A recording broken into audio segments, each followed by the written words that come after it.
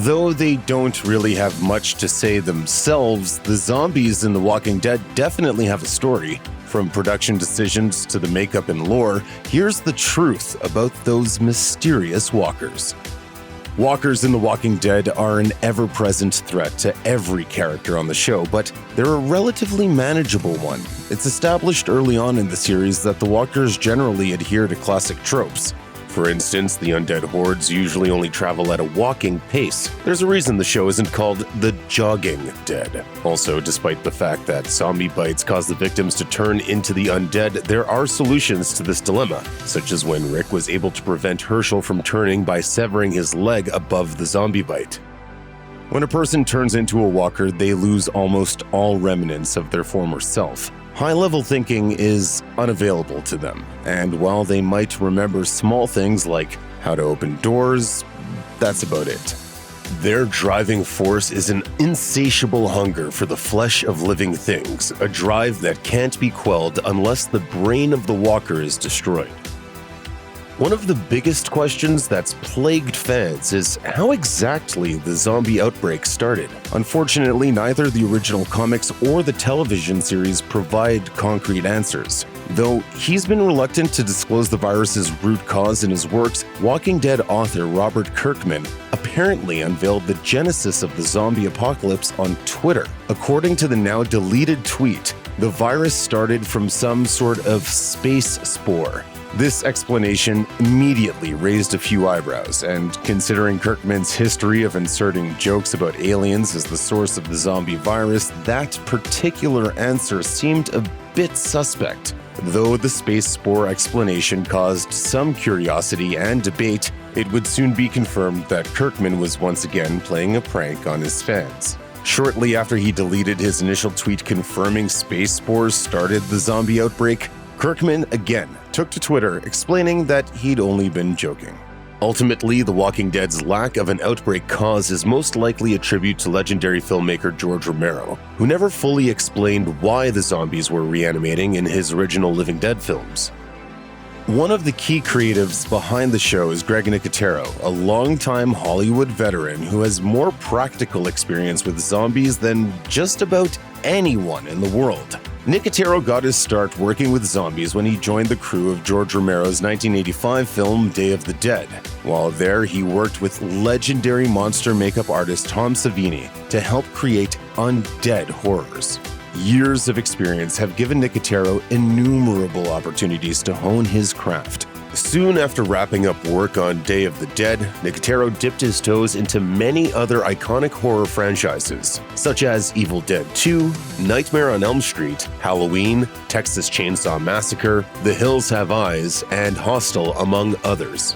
But Nicotero didn't just limit himself to horror films. He also did makeup for Spy Kids, The Adventures of Shark Boy and Lava Girl 3D, Transformers, and the Kill Bill movies. Throughout the series, the walkers in The Walking Dead are fairly consistent beings. They don't have any wants outside of flesh, and their means of finding food are limited to clumsily biting what prey they manage to stumble upon. Aside from the sheer power presented by a horde, walkers are simple creatures with no intelligence. However, while the walkers never stray too far from being mindless, hunger-driven creatures, there are some notable examples where they display some amount of intelligence. Specifically, the walkers in Season 1 are notably more resourceful than the walkers in later seasons. For example, Morgan's undead wife attempts to turn the doorknob to their home before mindlessly bashing at the front door. More impressively, some walkers can be seen using tools like rocks to break into buildings, demonstrating that they're capable of more advanced problem-solving skills than just running and biting victims. Series creator Robert Kirkman provides some insight in a Reddit Ask Me Anything, saying, "Fresher zombies, which there were more of in Season 1, can do more than older, more rotted zombies. In other words, the walkers in Season 1 are newly minted and at their prime, whereas in later seasons they've started to rot and lose their physical and intellectual capabilities." Bringing the undead to life for TV is no small feat. An underappreciated element of The Walking Dead's walkers is the excessive amounts of blood used to make them all the more terrifying and realistic. Special effects designer Greg Nicotero told CBS News, "The Walking Dead probably uses up the most amount of blood that we've ever had on any show. I would say per episode, we're usually somewhere in the 20 to 30 gallons range. But not all fake blood is created equal." Nicotero explains that the blood is made on set, and depending on the scene, varied recipes are used for different effects. We have dark zombie blood, we have dried blood, we have coagulated blood. If you have a shirt like my shirt, which is dark, and you want to see the blood on it, it has to be brighter, otherwise it would just fade in with the color. Nicotero even revealed a surprising ingredient in his blood concoction to get the right consistency.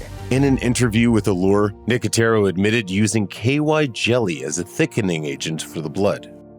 Besides makeup and all other hands-on aspects of creating walkers, there also exists the difficulty of doing all of that work justice by finding the best way in which to film them. In an interview with Digital Trends, Greg Nicotero noted that The Walking Dead was initially conceptualized in various shooting formats.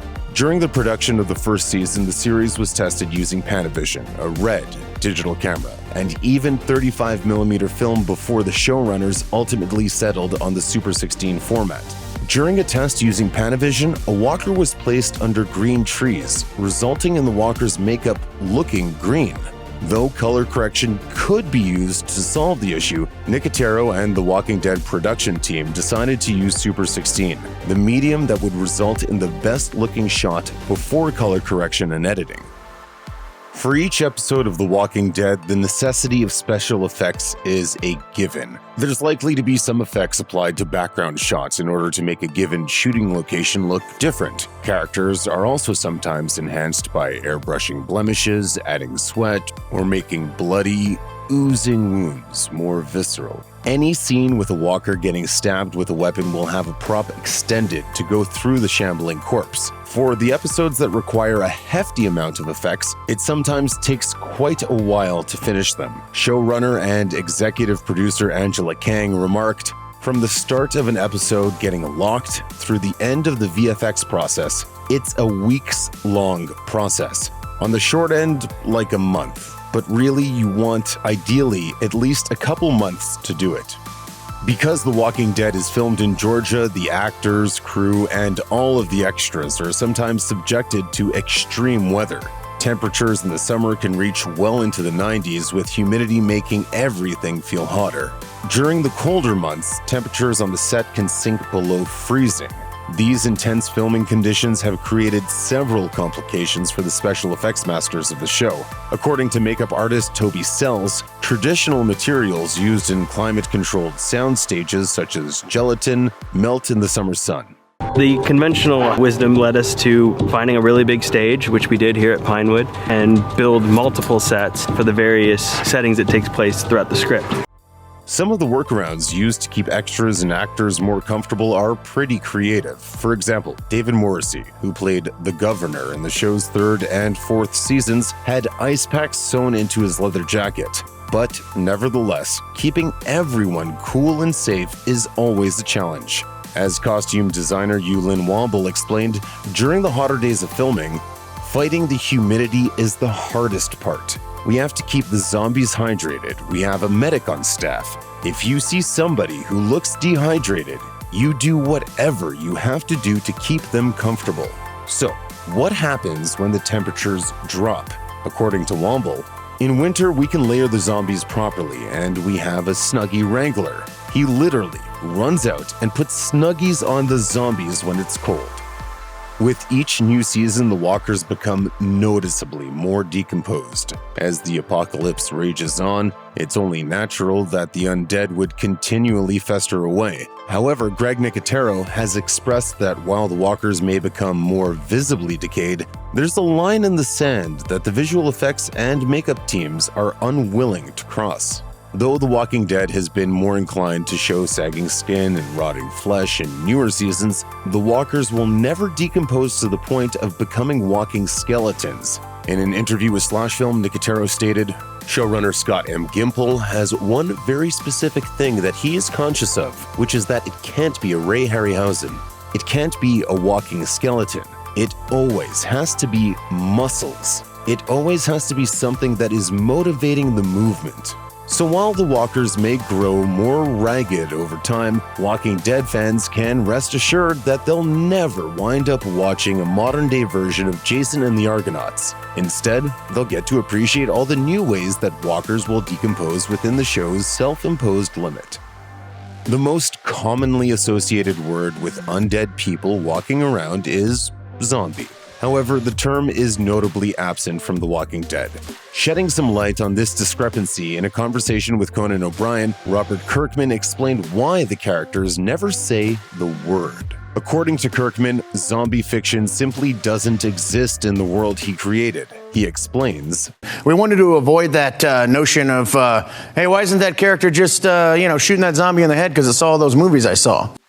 As such, the works of George Romero, the creator of the Living Dead films that established many tropes in the modern zombie genre, are absent from The Walking Dead's world. Kirkman further explains that without Romero's works, the people within this fictional realm have no conceptualization of conventions and rules outlined in zombie media. He states, "It felt like having people not use that word would kind of separate it from that, make it a little bit more clear." There have always been a few particularities that make The Walking Dead seem a bit far-fetched. For example, as the main cast treks through the United States, they seem to regularly be in short supply of firearm ammunition. But according to the Brookings Institute, over 400 million guns are in the United States, likely with ammunition in vast quantities as well. Additionally, the show's survivors are frequently shown driving years after the start of the apocalypse, despite regular gasoline degrading in less than a year, according to J.D. Power. However, there's been an even more persistent trend that seems to run counter to what one may expect in a real-life zombie apocalypse situation. In The Walking Dead, almost all of the walkers are skinny people. This doesn't quite vibe with the Centers for Disease Control and Prevention's data for Georgia in 2019, which recorded that self-reported obesity was at 33.1%. Given this disparity between real-life demographics and the population of the undead, series creator Robert Kirkman offered an answer. In a letter column for The Walking Dead number 111, he wrote, "Frankly, it's hard to add to big people to make them look like zombies. Keep in mind, to make those walkers look real, you have to build stuff on top of real people. You start adding to people my size and, well, you start to look a bit too padded, if that makes sense." Though Rick and his band of survivors typically use the word walker to refer to each undead specimen, other names are offered throughout the series. For instance, the denizens of Alexandria refer to the walking corpses as roamers. Others include rotters, as heard in Season 5, and biters, as they're called by the residents of Woodbury in Season 3. And of course, there's also stinker, the nomenclature used by Connie, Kelly, Luke, Magna, and Yumiko in Seasons 9 and 10.